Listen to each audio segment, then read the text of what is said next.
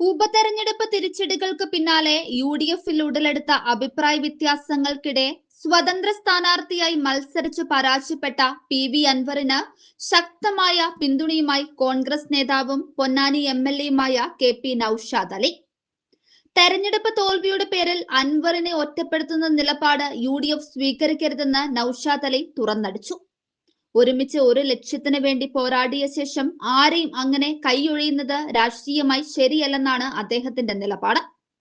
ബേപ്പൂർ മണ്ഡലത്തിൽ കോൺഗ്രസിന്റെ കൈപ്പത്ത ചിഹ്നത്തിലോ ലീഗിന്റെ കോണി ചിഹ്നത്തിലോ മത്സരിച്ചിരുന്നെങ്കിൽ അൻവറിന് വിജയ സാധ്യത കൂടുതലായിരുന്നുവെന്ന വിലയിരുത്തലിൽ കഴമ്പുണ്ടാകാം. സ്വതന്ത്ര ചിഹ്നത്തെക്കാൾ രാഷ്ട്രീയ ചിഹ്നങ്ങൾ ജനങ്ങൾക്കിടയിൽ സ്വാധീനം ചെലുത്തുമെന്നത് വസ്തുതയാണ്. എന്നാൽ എൽ.ഡി.എഫ് ഭരണത്തിന്റെ അവസാന നാളുകളിൽ അൻവർ ഉയർത്തിയ പ്രതികരണങ്ങളും ഉണ്ടാക്കിയ രാഷ്ട്രീയ നരേറ്റീവും CPM-നെതിരെ സാമാന്യ പൊതുബോധം രൂപപ്പെടുത്താൻ യു.ഡി.എഫിനെ കാര്യമായി സഹായിച്ചിട്ടുണ്ട്. പരാജയപ്പെട്ടതുകൊണ്ട് മാത്രം ഒരാളെ പുറന്തള്ളാതെ ചേർത്തു നിർത്തി കൃത്യമായ രാഷ്ട്രീയ മാർഗദർശനത്തോടെ മുന്നോട്ട് കൊണ്ടുപോവുകയാണ് വേണ്ടതെന്നും അദ്ദേഹം ഓർമ്മിപ്പിച്ചു. നേരത്തെ ബേപ്പൂരിൽ സ്ഥാനാർത്ഥിത്വം പിഴച്ചുവെന്നും കോൺഗ്രസ് ചിഹ്നത്തിൽ സ്ഥാനാർത്ഥി മത്സരിച്ചിരുന്നെങ്കിൽ ജയിക്കാമായിരുന്നുവെന്നും Kozhikode DCC president K Praveen കുമാറും മുതിർന്ന നേതാവ് മുല്ലപ്പള്ളി രാമചന്ദ്രനും അഭിപ്രായപ്പെട്ടിരുന്നു.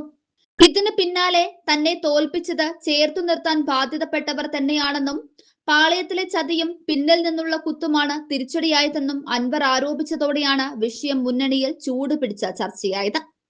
അതോടൊപ്പം തന്നെ മലബാറിന്റെ വികസനത്തിനും ഭരണപരമായ വികേന്ദ്രീകരണത്തിനുമായി പൊന്നാനി കേന്ദ്രീകരിച്ച് പുതിയ ജില്ല രൂപീകരിക്കണമെന്ന ശക്തമായ ആവശ്യവും നൌഷാദ് അലി മുന്നോട്ട് വെച്ചു. വി.ഡി. സതീശൻ സർക്കാർ പ്രഖ്യാപിച്ച ജില്ലാ വിഭജന കമ്മീഷൻ മലബാറിന്റെ ചരിത്രപരമായ സവിശേഷതകൾ പ്രത്യേകമായി പരിഗണിക്കണം. 1956 വരെ 1.5 നൂറ്റാണ്ട് കാലം മദിരാശി പ്രസിഡൻസിയുടെ ഭാഗമായിരുന്ന ചിറക്കൽ, കുറുമ്പ്രനാട്, കോഴിക്കോട്, വയനാട്, ഏറനാട്, വള്ളുവനാട്, പൊന്നാനി, പാലക്കാട് താലൂക്കുകളുടെ റവന്യൂ ഭരണ പാരമ്പര്യം വിസ്മരിച്ചുകൊണ്ട് ജില്ലാ വിഭജനം നടത്തരുതെന്നും അദ്ദേഹം മുന്നറിയിപ്പ് നൽകി. സഹസ്രാബ്ദങ്ങളുടെ മാരിടൈം പാരമ്പര്യമുള്ള പുരാതന കാലത്ത് തിൻഡീസ് എന്നറിയപ്പെട്ടിരുന്ന ചരിത്ര പ്രസിദ്ധമായ തുറമുഖ നഗരമാണ് പൊന്നാനി. സാമൂതിരിയുടെ കാലത്ത് കുഞ്ഞാലി മരക്കാരുടെ നാവിക ആസ്ഥാനമായി പോർച്ചുഗീസുകാർക്കെതിരെ പോരാടിയ പൈതൃകം ഈ മണ്ണിലുണ്ട്.